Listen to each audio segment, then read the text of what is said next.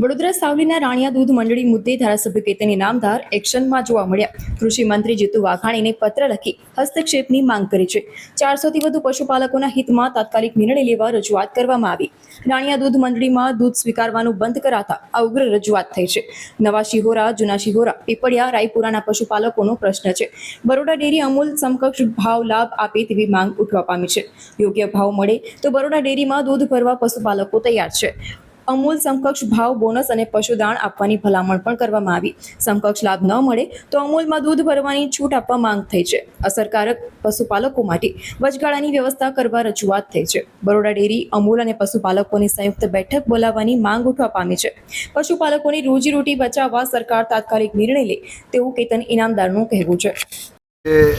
અમારા આદરણીય સહકાર અને કૃષિ મંત્રી જીતુભાઈ વાઘાણી સાહેબને મેં પત્ર લખ્યો છે અને છેલ્લા 2-4 દિવસથી આપ જાણો પણ છો કે ભાઈ અમારા દેસર તાલુકાના દેસર ઝોનના ખેડૂતો શિહોરા, નવા, જૂના, પીપળિયા, ઘોડસદ, અજબપુરા, મીઠાપુરા, રાયપુરા આ બધા ખેડૂતો જ્યારે રાણિયામાં ભરતા હતા છેલ્લા કેટલાય વર્ષોથી એમને દૂધનો ભાવ ત્યાં આગળ સારો મળતો હતો। એમને બોનસથી માંડીને બધી જ વસ્તુમાં એમને પોતાને સંતોષકારક ત્યાં આગળ પરિણામ મળતું હતું અને કેટલાય ટાઈમથી ભરતા હતા। મને પણ ખબર છે કે ભાઈ એક સંઘનો બીજા સંઘનું દૂધ ના લેવાનો પરિપત્ર ફેડરેશનનો છે, પણ મારું બરોડા ડેરીને અને માન્ય મંત્રીશ્રીને આજે રજૂઆત પત્ર દ્વારા એક જ છે કે બરોડા ડેરીને આ એમડીને પણ મેં લખ્યું છે, અમૂલ ડેરીના એમડીને પણ લખ્યો છે પત્ર અને જીતુભાઈ વાઘાણીને પણ આખી વિગતવાર વિસ્તૃત માહિતી આપી છે કે ભાઈ જો રાણિયા સુધીના લોકોને દૂધ ભરવા જવું પડે છે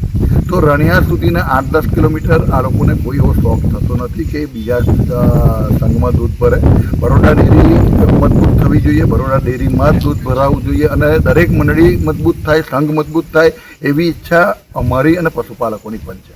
પશુપાલકને એનો ભાવ મળતો હોય તો એને દૂર જવાની કોઈ જરૂર નથી, ગામની મંડળીમાં જ દૂધ ભરે છે, પણ આ ભાવ નથી મળતો એટલે ત્યાં જવું પડે છે તો પોષણક્ષમ ભાવ મળે અને બરોડા ડેરીના જ આવતા દરેક ઝોનના પશુપાલકોને એમની પોતાની મંડળીમાં સારું બોનસ મળે, પોષણક્ષમ ભાવ મળે, ભાવફેરની મોટી સારી રકમ મળે, આ બધું જ મળે તો હું માનું છું ત્યાં સુધીને બીજે નહીં જાય। તો મારા પત્ર દ્વારા એવી વાત છે કે ભાઈ બરોડા ડેરીને સાથે સંકલન કરીને ગવર્નરની સાથે મિટિંગ કરીને તો વ્યવસ્થિત ભાવ મળે અને જ્યાં સુધી ભાવ ના મળે ત્યાં સુધીને અન્ય સંઘમાં દૂધ જે અત્યારે ભરાય છે એ ભરવાનું ચાલુ રહે, જેનાથી પશુપાલકોને ખોટ ના જાય, કારણ કે એમને ખૂબ મહેનત કરી અને આ પશુપાલનનો વ્યવસાય કરવો પડતો હોય છે। આ જ રજૂઆત મારી મંત્રીશ્રીને છે અને તમામ એમડીને। દેસર તાલુકાના ખેડૂતોનો આક્ષેપ છે કે દૂધ ભરતા એમડીએ રોક્યા છે।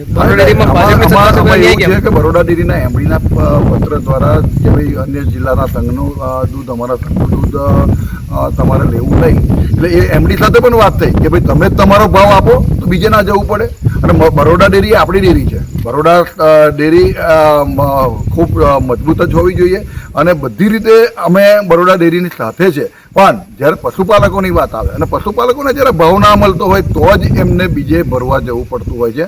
પોતાની જ મંડળીમાં પોતાના સંઘમાં જો સારો ભાવ મળે, સારું બોનસ મળે તો હું નથી માનતો કે બીજે ભરવા જાય। મારી પશુપાલકોની સાથે પણ વાત થઈ, એમને પણ કોઈ જોડે વિરોધ નથી, કોઈ પણ વાત નથી, આ તો સારો ભાવ મળે છે એટલે રાણિયા ભરવા જવું પડે છે, નહીં તો કોઈ પણ પ્રકારની રાજકીય ગતિવિધિ નથી। આ પશુપાલનના વ્યવસાયને આજે પણ આપણે ખરેખર જો ડેરીની અંદર દૂધની ઘટ પડે છે તો એ દૂધ કઈ રીતે વધે અને પશુપાલનના વ્યવસાયમાં લોકો વધારે ને વધારે કઈ રીતે જોડાય એ પણ આપણા બધાનું જ કામ છે। એટલે ડેરીના સત્તાધીશોને મારી ખાસ વિનંતી છે કે હજુ પણ ખૂબ ગંભીરતાથી લઈ અને પશુપાલકોને ભાવ મળે, યોગ્ય બોનસ મળે અને કે જ્યારે ભાવફેરની રકમ પણ હોય તો સારામાં સારી મળે એવું આપણે કંઈક બધાએ ભેગા થઈને કરવું જોઈએ।